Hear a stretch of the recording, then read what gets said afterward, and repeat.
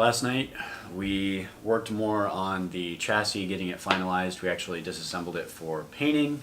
We're trying to make it look nice, and we finished reassembling that last night as well. And now we're working on the assembly of the arm lift. James is doing some stuff on the intake to try and get that onto the robot and tested with the rest of the system. And we had a little bit of fun last night talking about the potential for a double robot lift and getting the levitate in order to get that the 3 climb and the 1 RP every match potentially pretty easily. But we realized we don't have the resources to do that, so we kind of shied away from that. But plan for the rest of the day is get the arm working, get the intakes on so that we can start putting electronics on either later tonight or tomorrow morning.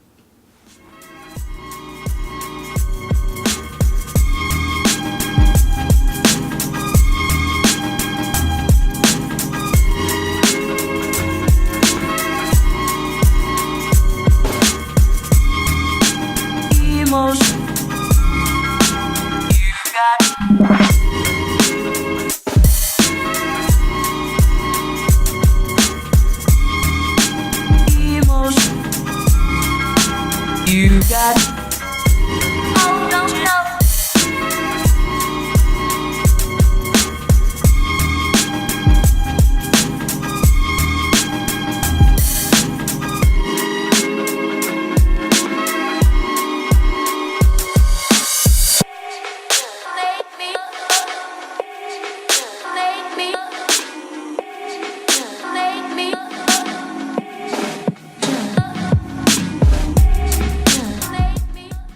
Right now, I guess the list of things that we need to do is, first thing is we need to do a second version of our intake.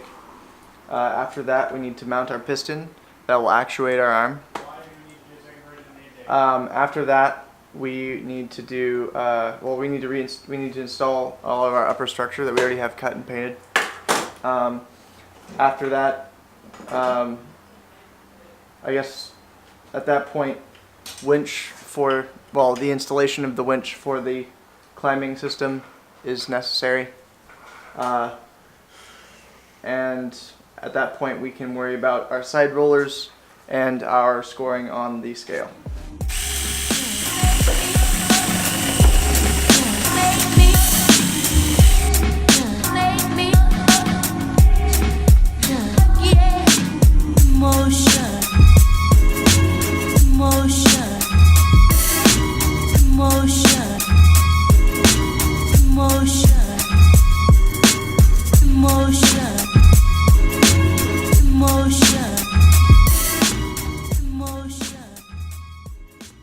So part of our reason we decided that having a way to score on the scale was going to be accelerated in terms of importance was that we realized that the scale is basically the way to break ties.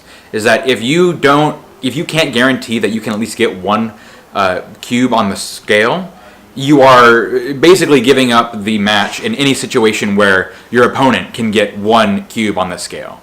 So having the capability to put 1 or even just 2 cubes on the scale gives you the opportunity to potentially win all of these matches because of how easy the switch is. You can most of the time be sure that your partner will be able to do it. So if we can show that it's easy enough to just get 1 or 2 cubes on the scale with a really easy lift, it doesn't have to be the fastest thing, it doesn't have to, be able to place the cubes in the most strategic of ways, but as long as we can just get a cube on the scale, that's potentially, tens if not 100 points that you could have over your opponent simply because you can do it and they can't.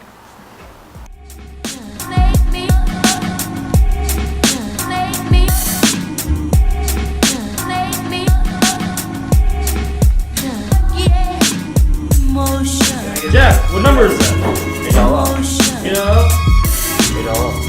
Psych, it's 118! Boom!